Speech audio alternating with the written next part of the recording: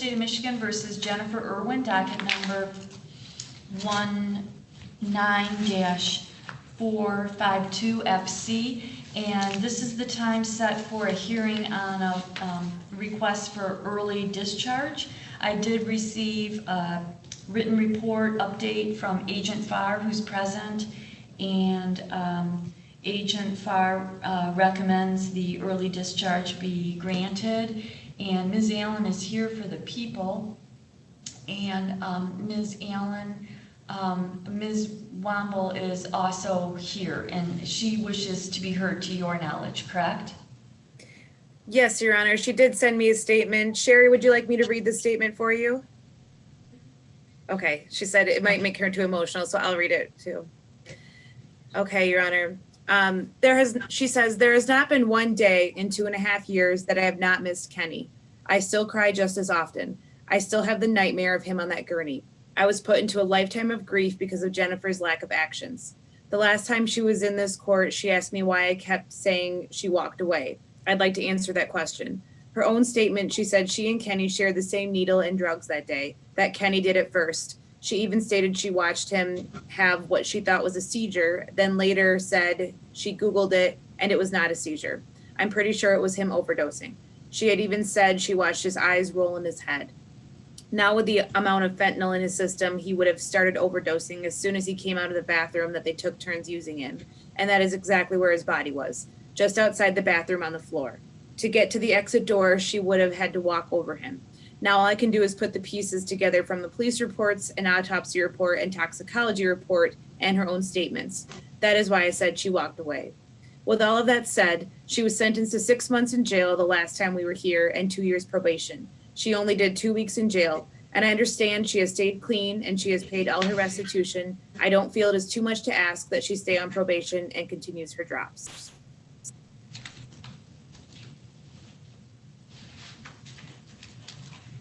Okay, and did the people wish to be heard?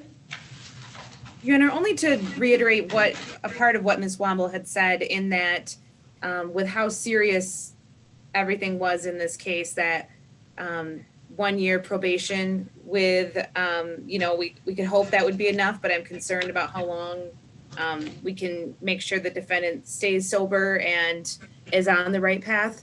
I don't necessarily disagree that 1 year does not seem like, maybe enough, but we would leave that to the court. All right, and I should have asked Agent Farr, did you have anything you wanted to add to your written report? Yes, thank you, Your Honor. I have had Ms. Irwin on probation under my supervision for over a year now, and she successfully completed CATS while incarcerated, completed outpatient substance abuse treatment, continues to attend Families Against Narcotics. She has been an absolute pleasure to be on my caseload. She's kind and she's humble and she's a good mom and she has worked full time. Now I'm not minimizing what happened in this case by any means. However, as you know, drug addiction is, a disease, and people die and overdose from it every day. And that very well could have been Miss Irwin that passed away that day. She was not charged, with his death or anything. Again, I'm not minimizing that at all. But she's paid everything. She's done everything that she's supposed to. She hasn't tested positive for drugs. So I think that in order for her to move on in her life, that she should be successfully discharged from probation, Your Honor. Thank you. All right, thank you. And now, Ms. Irwin, did you want to say anything?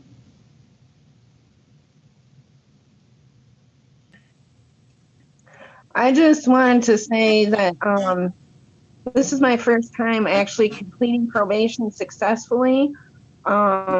I have become a very humble person, and every day I am still learning and still am a better person than I was the day before. I plan to continue my sobriety from here on out for the rest of my life. I respect the courts and everything, and I just noticed that I've actually become a way better woman than what I have been in the past. I'm very Okay. proud of myself. Thank you. Thank you. Well, it's hard to say this, it's hard to say anything because I understand the horrible loss that Ms. Womble has suffered, and I think I acknowledged that and tried to make a sentence that took that into account back when I originally sentenced Ms. Irwin. I still feel that Ms. Womble suffered an unspeakable loss, and my heart goes out to her, it really does. But we're talking about probation now and the rehabilitative prospects of probation. And in that regard, as far as rehabilitation goes, we can't undo what's happened. The past cannot be changed. Ms. Womble's pain, unfortunately, will be with her. But what has Ms. Irwin done to address the underlying problem? And what you've done, Ms. Irwin, to address the underlying problem, the substance use disorder, is commendable, and you should be proud of yourself. You have done a great job at that. I'm not addressing the behavior that got you here. You know, I did that at the original sentencing. But as far as what you've done since then, you have done a very, very good job. You have been brave, and you've looked this demon right in the face, and you attacked it.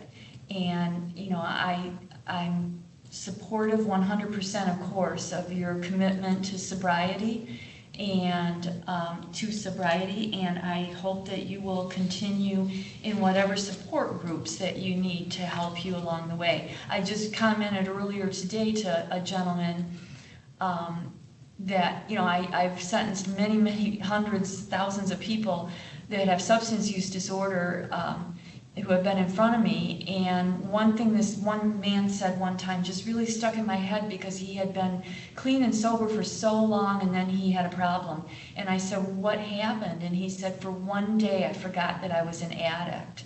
And it just really struck me as how much you have to, you know, we don't want you to hold on to things, but we want you to always remember that this is a struggle and that it takes work and it's like a job and you have to work at it every single day.